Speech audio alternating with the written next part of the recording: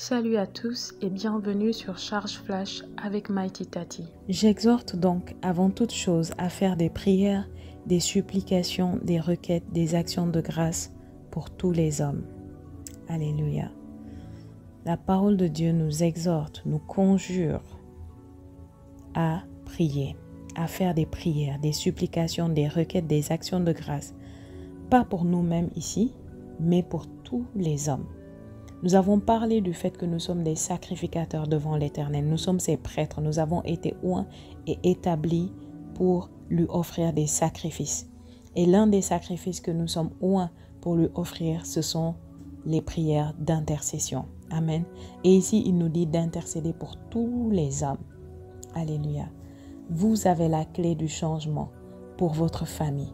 Vous avez la clé du changement pour votre voisinage, pour votre quartier, pour votre ville et même pour votre nation, même pour cette génération. Si seulement vous saviez votre autorité et votre place en tant que sacrificateur. Dieu tend l'oreille à vos prières. Dieu est attentif à ce que vous lui demandez. Le monde a été créé par Dieu, tout lui appartient, mais il a tout confié à l'homme. Lorsqu'il a créé Adam, en quelque sorte, il a dit à Adam, tu seras Dieu ici sur la terre et moi je serai Dieu sur tout l'univers. Mais ici, c'est à toi que je confie tout.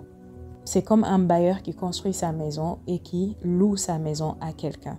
Et une fois qu'il loue la maison à quelqu'un, il n'a plus le droit de venir dans la maison faire ce qu'il veut, comme il le veut, quand il le veut. C'est la même chose avec Dieu. Vous voyez, Dieu a confié la terre à l'homme, donc c'est l'homme qui dirige ici. C'est l'homme qui décide. Dieu peut agir et œuvrer dans la terre, mais ça ne se fera pas sans l'invitation de l'homme. Parce que légalement, c'est ainsi qu'il doit en être. De même que votre bailleur ne peut pas venir dans votre maison faire ce qu'il veut sans votre invitation, de même Dieu ne peut pas le faire. C'est pourquoi vous allez voir dans le monde des choses qui se passent, qui sont désagréables à Dieu.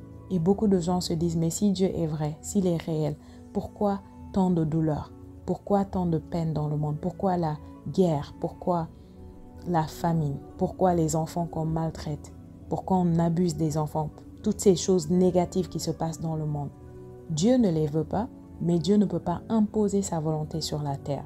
Sauf si nous, en tant qu'hommes, nous lui donnons cette permission. Et parmi tous les hommes n'ont pas ce droit, n'ont pas cette autorité. C'est nous qui sommes en Christ, qui avons reçu cette onction, qui avons reçu ce manteau de sacrificateur, vous voyez, pour pouvoir amener Dieu à agir dans notre monde, à agir dans notre environnement. Parce que Dieu est un Dieu saint. Il n'accepte pas tout le monde.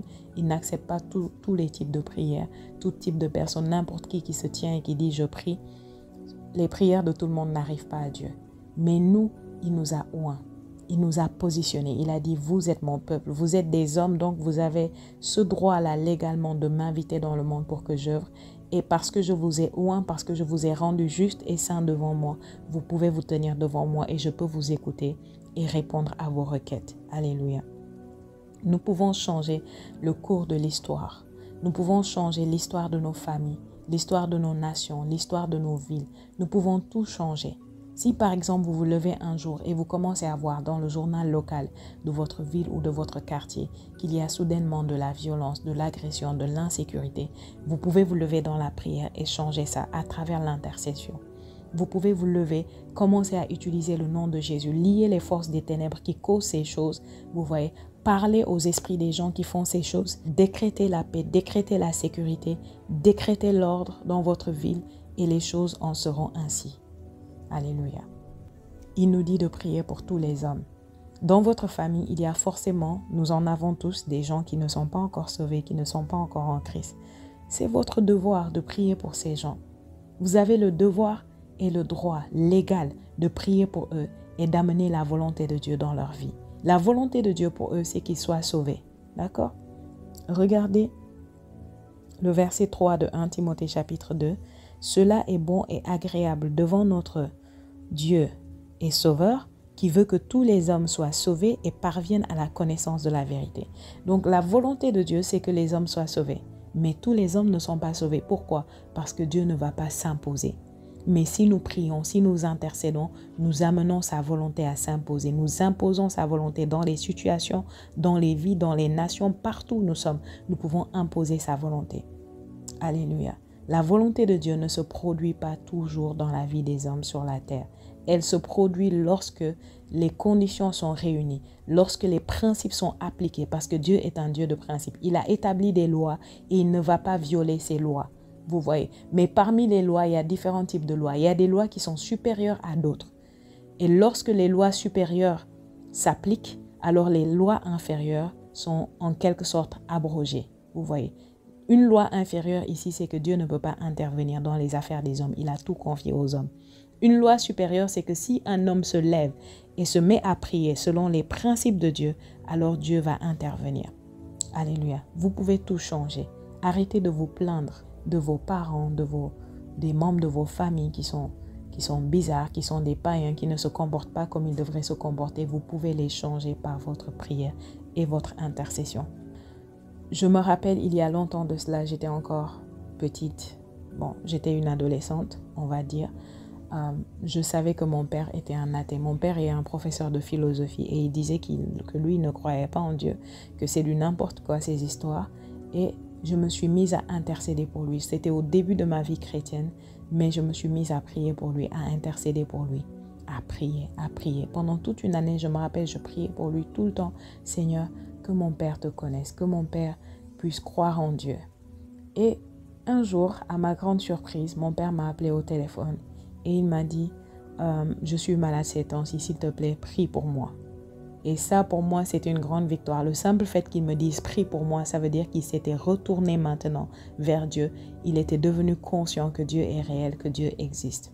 Alléluia. Et plus tard, il avait recommencé à aller à l'église, à faire des choses qui vont dans le sens de Dieu. Vous comprenez?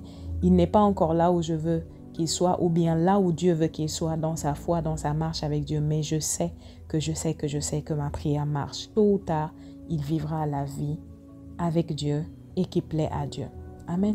Vous pouvez tout changer. Dans votre voisinage, qu'est-ce qui se passe qui vous déplaît? Qu'est-ce qui se passe que vous voyez qui est anormal? Dans votre famille, dans votre école, dans votre lieu de travail, vous pouvez tout changer en intercédant. Vous êtes un sacrificateur devant l'Éternel. Alléluia. Priez pour tous les hommes. Priez pour le salut des gens dans votre nation. Peut-être que vous êtes dans une nation où la majorité des gens ne sont pas chrétiennes. Et c'est comme ça dans la plupart des nations. Moi, je suis dans une nation où plus de 90% de la population est musulmane. Mais intercédez, vous voyez, il y a des nations comme le Nigeria. Il y a quelques décennies de cela, au Nigeria, c'était plus de 90% de musulmans. Mais un grand homme de Dieu est venu dans cette nation qui s'appelait Benson Idewusa.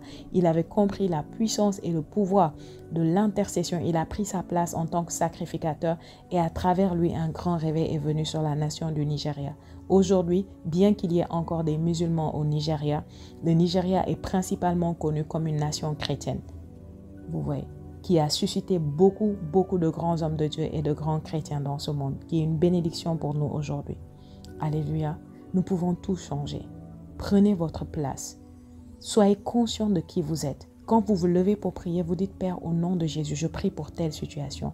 Je prie pour telle personne. Je prie pour tel groupe de personnes. » Soyez conscient et assuré que Dieu vous entend attentivement, que vous êtes sa porte. Vous êtes celui-là qui lui permet de pouvoir agir et œuvrer dans la vie de ces personnes, dans cette situation. C'est vous. Quel honneur, quelle place honorable Dieu nous a donnée. Amen. Nous pouvons tout changer. Alors, bien-aimés, imposons la volonté du Père dans notre monde, dans nos situations, dans la situation de nos bien-aimés, de ceux qui nous entourent. Dans votre prière, vous devriez toujours prier pour le salut des hommes, le salut de tout homme. Vous devriez prier pour les enfants, vous devrez prier pour les malades dans les hôpitaux, pour les orphelins, pour les veuves. Vous devrez prier pour tous ces groupes de personnes, toutes ces situations qui requièrent l'intervention de Dieu. Comme ça, Dieu va intervenir. Et vous le faites avec la conscience de quand je prie, Dieu peut intervenir.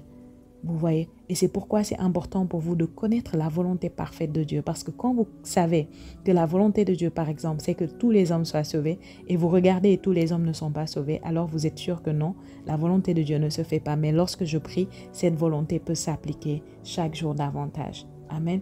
Quand vous savez que Dieu ne veut pas les hommes malades et vous regardez, vous voyez qu'il y en a beaucoup qui sont malades et qui meurent de maladie, vous pouvez vous tenir à la brèche et dire, Père, je sais que ta volonté, c'est qu'ils soient guéris. Je sais que Jésus a pris sur lui leurs infirmités et s'est chargé de leur maladie. C'est pourquoi maintenant je prie, j'intercède pour permettre que ta volonté puisse s'appliquer dans leur vie, pour permettre que ta puissance de guérison parcourt les hôpitaux, parcourt les maisons, parcourt les rues, pour toucher un maximum d'hommes possible, pour les amener à expérimenter la guérison. Alléluia. N'est-ce pas beau?